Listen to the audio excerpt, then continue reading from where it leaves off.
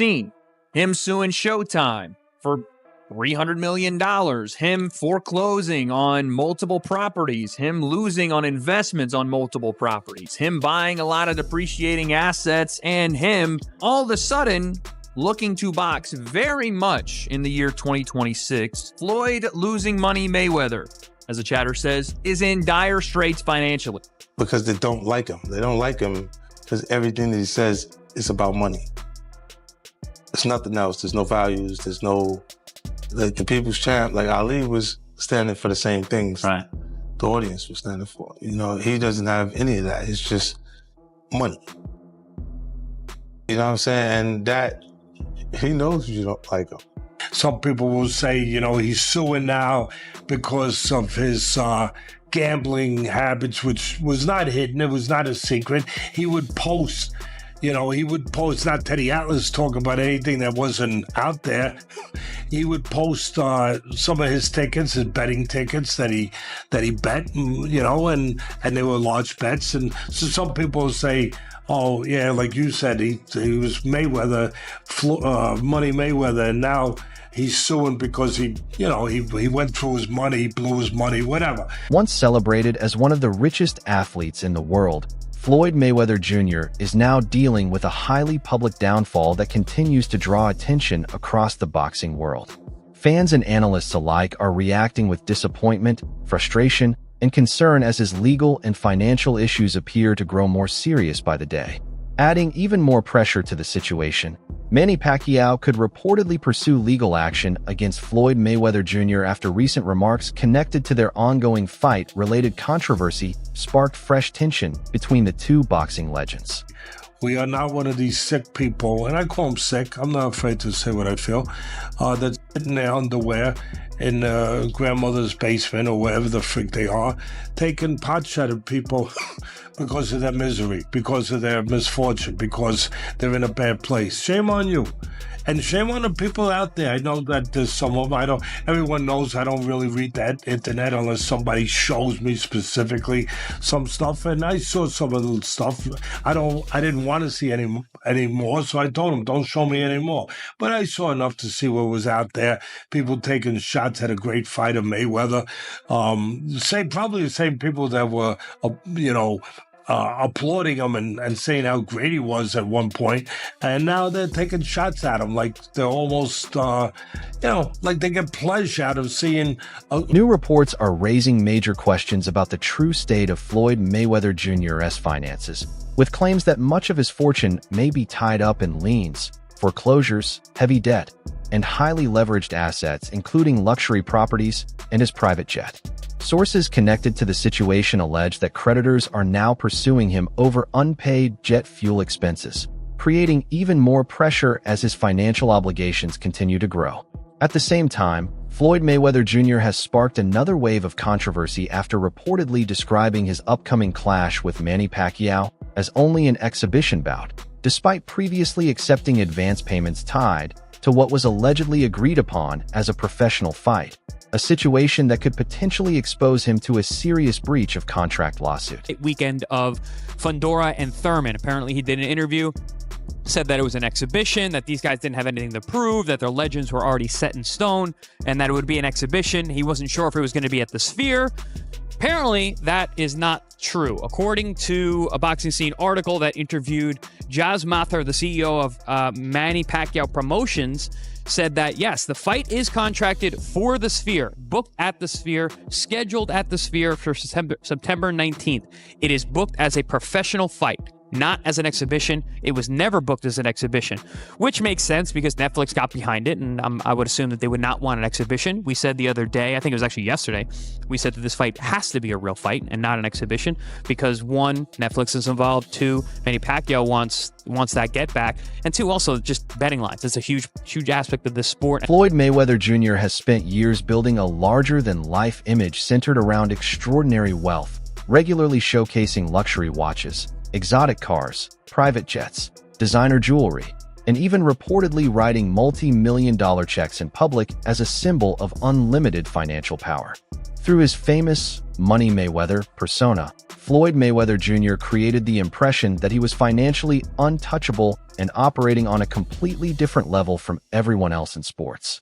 However, that image is now facing new scrutiny after Floyd Mayweather Jr. filed a reported $340 million lawsuit against former broadcast and its former president Stephen Espinoza, claiming he is owed an enormous amount of money connected to past business dealings. The lawsuit has drawn major attention because it sharply contrasts the image of endless wealth Floyd Mayweather Jr. projected for years with the complicated financial disputes now unfolding behind the scenes, reminding many fans that even one of boxing's richest and most celebrated stars can still become entangled in serious money-related conflicts and legal battles. 18 mil retired. I know some people gonna be like, well, you said I didn't want to say I was active because that's normal. Right. I said I wasn't activated. I knew what I said. So a lot of times I'm like, oh, you didn't say that right. I know I said it right. I knew what I said. You know, I knew what I posted. I don't really care how much you make, bro. I feel like writing an $18 million check has to feel some sort of way. That's crazy. I didn't want to do it. Of course, I'm like, who wants to give up basically 20 million? You wrote 18,180,000,000.00. Like, bro, that's crazy. You know, I got huge deals on the table, so I'm always making shake. What's the biggest thing you got working right now? I can show this. Come here. So come here. So What is it? let me keep this alone. Okay. So right here. That's crazy. I just keep stuff on the low. Yeah, my math don't work like Max Kellerman has criticized how Floyd Mayweather Jr. has managed his wealth, pointing to reports of heavy spending on luxury cars, high-end watches, and gambling as examples of what he sees as risky financial behavior. He argues that publicly displaying wealth without disciplined long-term planning can eventually create instability, especially once an athlete's peak earning years are over.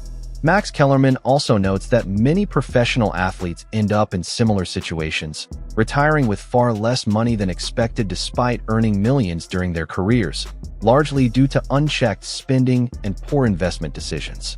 In his view, Floyd Mayweather Jr.'s lifestyle highlights a broader warning for high earners. Constant extravagance and a lack of strategic financial planning can quickly erode even the largest fortunes and lead to financial pressure later in life. No support or kind of structure in place to help them at all. And so what usually happens with almost every fighter who ever lived, not everyone, but most of them, is they wind up going broke at a certain point, right? First of all, taxes, child support, all that kind of stuff, that promoters, this and that, and then just the way you spend your money. Could be bad investments. You could try to do the right thing and wind up with bad investments. You could just spend too much.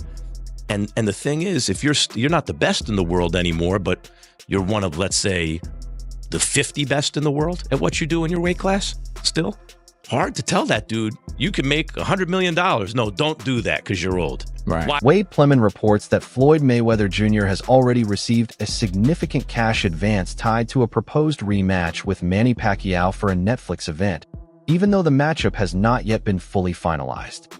He raises concerns over how such a payment structure was approved, noting that while advance payments are common to secure fighters, releasing a full purse at this stage is highly unusual.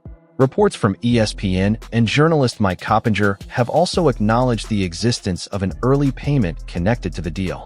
Wade Plemon further claims that Floyd Mayweather Jr. has a pattern of securing large upfront guarantees and then using contractual leverage to protect both his financial demands and undefeated legacy, referencing past exhibition events involving Deji Olatunji and Logan Paul, where similar financial arrangements were reportedly in place.